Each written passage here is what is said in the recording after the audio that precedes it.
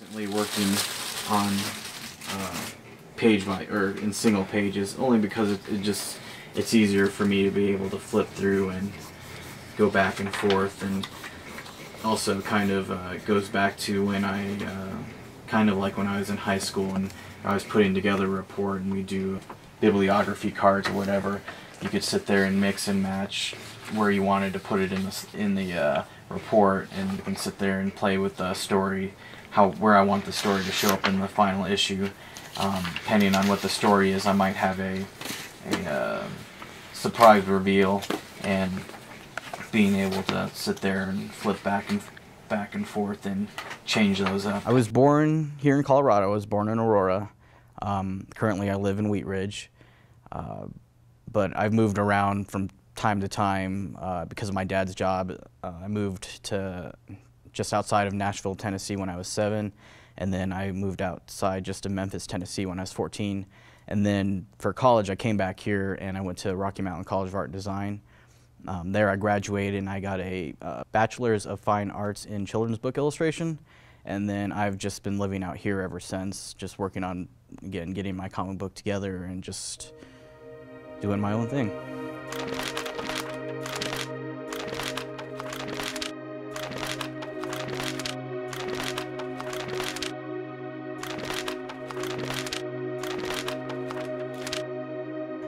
To say the least, as far as my Rotten Bananas work goes, it's all work that's just inspired by daily life or working at various jobs. A lot of it's inspired of my girlfriend as well, Savannah. And from there I just kind of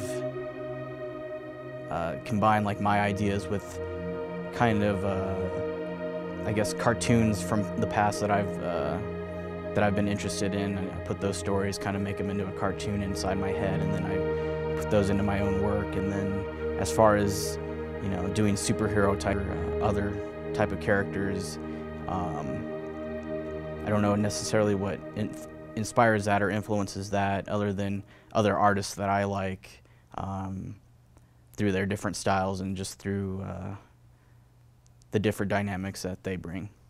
Ever since I was about 6 or 7, I've always liked to draw, and I've always liked to read comics, and, you know, just put the two together, and, you know, growing up, made my own characters, just combining existing characters into new sort of, you know, different characters, taking the best qualities from those. But other than that, like the colorful pictures when you're a kid, but then as you grow up, you learn about perspective and camera angle and setting up your own stories, and a lot of that's just being able to also tell my own story, so that's a lot of what inspires me. A lot of what I do sometimes with having to draw certain characters, I don't always have an image to go with, so a lot of this is what I imagine like a person on the phone would possibly look like. Lisp and accents can really give character to the people, so I try to incorporate that into like the people that I'm drawing, even though it's a more visual medium. It's hard to say, I guess, because the ideal answer would be like out of college, but, you know, ever since I've started drawing, it's kind of been working on my career. I would say probably more recently, because I've started actually focusing on anatomy, on lighting and shade, shadow and such. So probably only in the last few years. I think probably once I read Evan Dorkin's House of Fun, it's another comic, that's probably when I first really things started clicking for me, because I knew what I wanted to do, and so probably the last 3 or 4 years is probably really when I've been serious about it. So that's probably when I honestly can say my career's started then. So what I'm currently working on is just thumbnails for a story, essentially about the perils of having to work in customer service over the phone, from the, not so much from the customer's perspective, but from the person that has to help service them and what have you.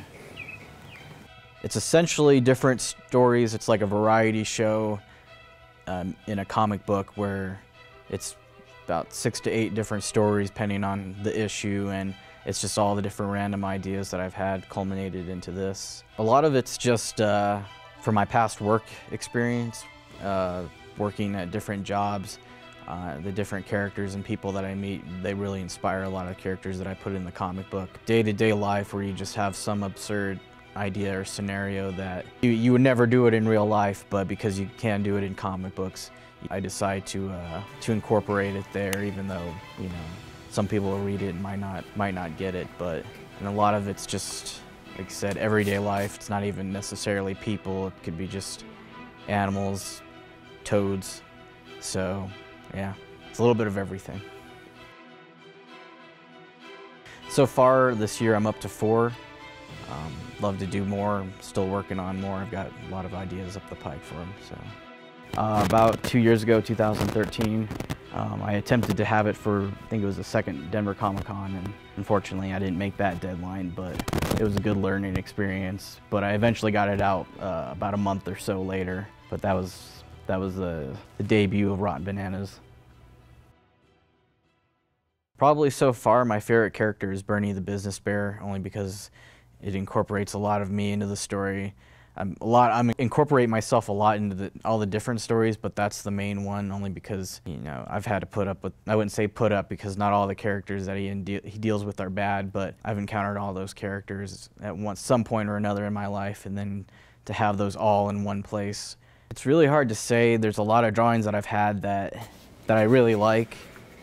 There's one of these 2 characters. It's a story that I'm developing, and I don't really premise or big plot line for you, but it's just these 2 characters that are sitting opposite one another, and they've got sort of this ball of light that's in between them. Mostly because I think it's my favorite, because a lot of people have complimented me on it, but they also usually have a story of their own that they kind of tell that the picture helps resonate with them. So that's kind of one of the things one of the drawings that's been really one of my favorites, just because I can hear so many different stories and different perspectives. And even to this day, like, because I created that picture about five or 6 years ago, and to this day, even every year somebody sees it and they're like, oh, this reminds me of that. And that's probably my favorite, I guess, picture. And then a lot of the different stories, just as a whole, maybe not necessarily as one picture, I enjoy, because the Toad story is one where it came out almost exactly the way I had it in my mind. Because of that, that's one of my more favorite stories, and a lot of those,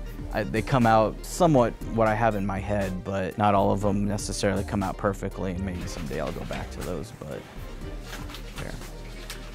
yeah. Currently, my 9 to 5 Monday through Friday job is working for Mile High Comics.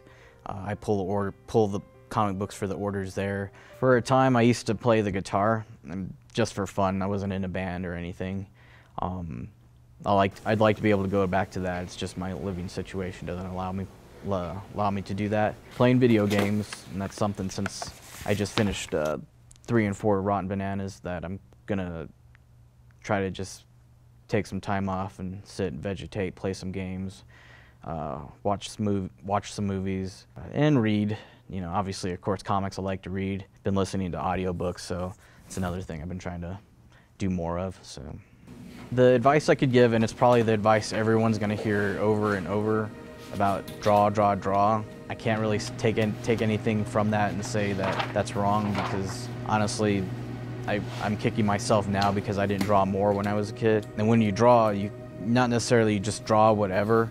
If you like to draw cars, or if you have an interest in drawing cars, you know, draw cars all the time. And you don't make that necessarily all you draw, but if you hate, like, say, drawing backgrounds, not drawing backgrounds all your life is not going to make you any better at it, obviously. There's going to probably become a time when you start drawing those comics that you're going to decide whether or not you really, really want to do this, because you're going to draw and it's going to become so tedious and it's going to become so tiring. But you have to just keep going and just keep pushing through and keep pushing the pencil. And after you do the first comic strip, it gets easier.